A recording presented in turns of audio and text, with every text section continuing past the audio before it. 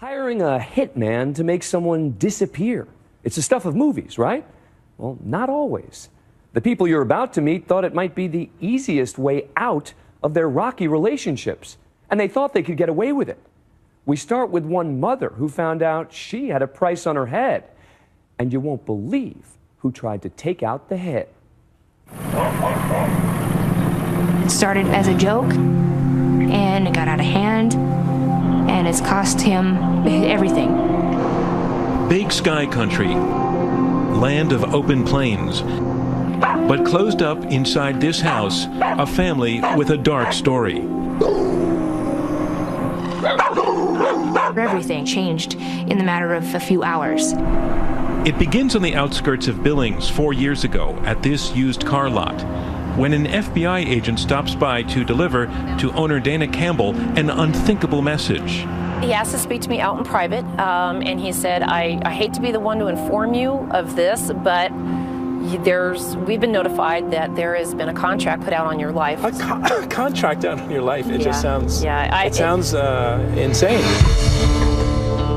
Not as insane as what comes next. The FBI agent says he has a pretty good idea of who took out the hit.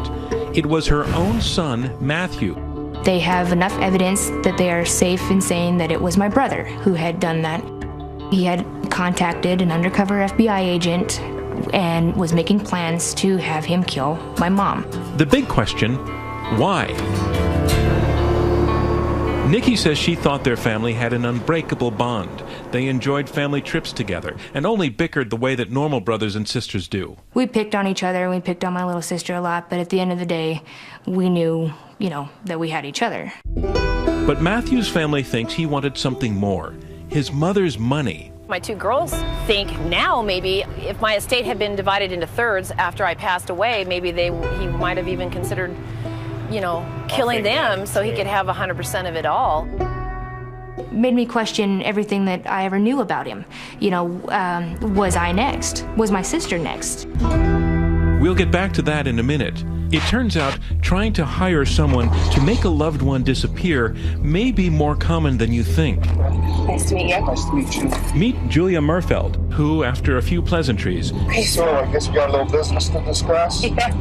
gets right down to it. In one of the most staggering conversations you may ever happen to overhear, she's planning her husband's murder. You said, something about a gunshot. So is that how you want me to do it? You want me to shoot him? Unless you could do it painlessly, you're not breaking his neck, that would... Well, I would prefer to use either a knife or a gun. It's quick and easy. Do it less, said it's painless, less painless. Where do you want me to shoot him? Do you want an open casket, a closed casket? What do you want? I don't want an open casket. And the stuff she's worried about, like the mess it might make. So you don't want it done in the house, then? Because it would be messy in the house. She didn't really need to worry about after all, because her husband is still alive. You see, the guy she's talking to on the right hand there, he is an undercover police officer.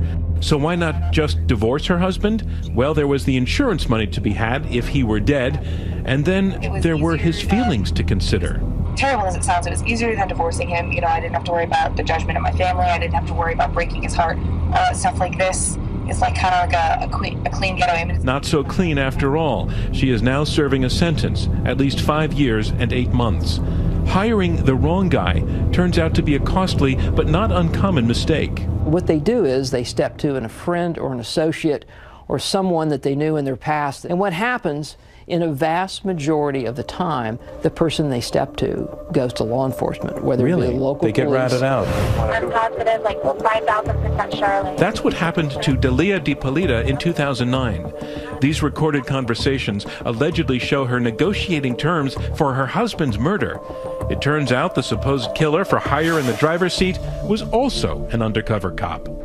DiPolito was called home by police one day. Thank you for coming. I'm sorry to call you. And given the false news that inside her husband lay dead, murdered. Okay, I'm sorry to tell you, man. He's been killed. He's been killed, man. I'm sorry. And then they got DiPolito into an interrogation room. She continues to speak as a shocked widow. Remember, as far as she knows, her husband is dead. But then they tell her the so-called killer is actually one of their own men. That's an undercover police officer. We filmed everything that you did, recorded everything that you did. I didn't do anything. Listen to me. I didn't do anything. You're going to jail. I didn't do anything, please. I didn't do anything. And finally they tell her that her husband is still alive. Your husband is well and alive.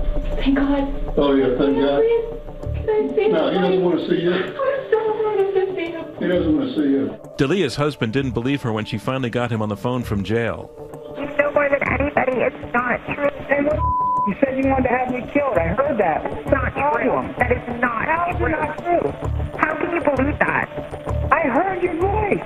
Like, I didn't do anything. It doesn't matter. You can hire 5 lawyers. They're charging your ass to have your voice, your face, everything on tape.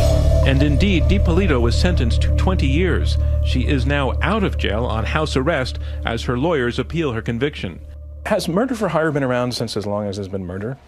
Murder for hire has been around forever because people believe in their sort of naive state that they can step to somebody else, have them commit the murder. They think if that guy pulls the trigger, I'm clear. Right.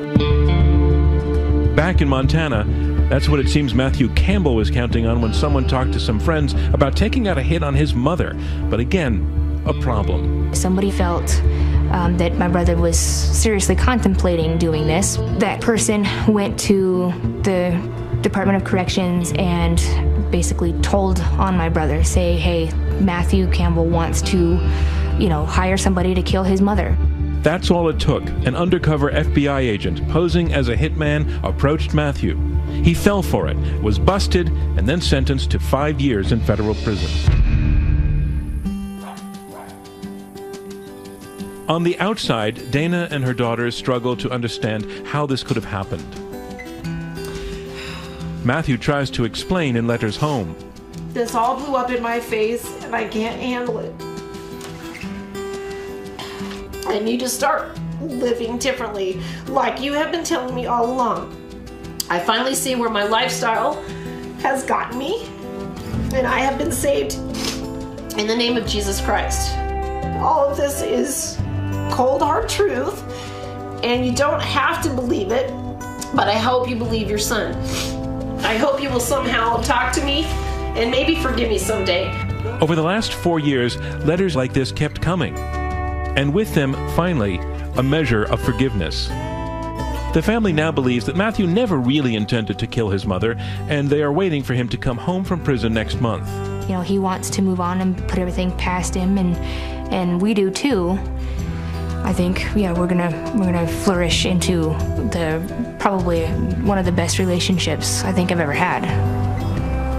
Hope springs eternal in Big Sky Country.